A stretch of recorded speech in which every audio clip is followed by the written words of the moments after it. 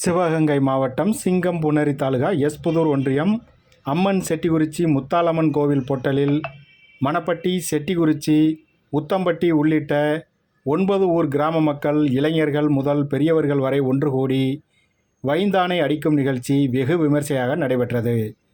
முன்னதாக பங்குனி பொங்கல் விழா கடந்த வாரம் ஞாயிற்றுக்கிழமை 5 ஊர் கிராமங்களிலும் காப்பு கட்டி அன்று இரவு முதல் தினசரி இரவு ஆண்கள் வைந்தானை அடித்தும் பெண்கள் கும்மி அடிக்கும் நிகழ்வும் நடைபெற்றது. 8ஆம் நாள் ஞாயிற்றுக்கிழமை அவரவர் வீடுகளில் வாசல் பொங்கல் வைத்து ஆடு, கோழி பலியிட்டு பங்குனி பொங்கலை கொண்டாடினர். அதனைத் தொடர்ந்து 9ஆம் நாளான நேற்று அந்தந்த ஊர்களில் வைந்தானை அடித்து அங்கிருந்து புறப்பட்டு அம்மன் செட்டிக்குறிச்சி முத்தாலம்மன் கோவில் பொட்டலில் 9 ஊர் கிராம மக்களும் ஒரே நேரத்தில் ஒன்று கூடி விவசாய நிலத்தில் விளையும் நெல், கேழ்வரகு உள்ளிட்ட சிறு தானியங்களுடன் வேப்பிலையுடன் சேர்த்து கொழுக்கட்டை சூறையிட்டும் நேர்த்திக்கடன் வைத்த ஏராளமான பக்தர்கள் தேங்காய்கள் உடைத்தும் நேர்த்திக்கடன் செலுத்தினர்.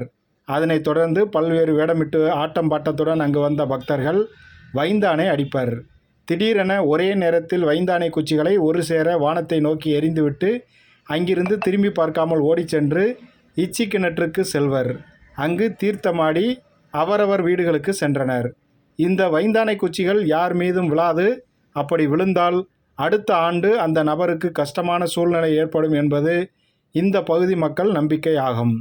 கொழுக்கட்டையுடன் சிதறிய சிறுதானியங்களை கூட்டி அள்ளி விதைகளோடு சேர்த்து விவசாயம் செய்தால் அந்த ஆண்டு விவசாயம் செழிக்கும் என்பது நம்பிக்கை ஆகும்.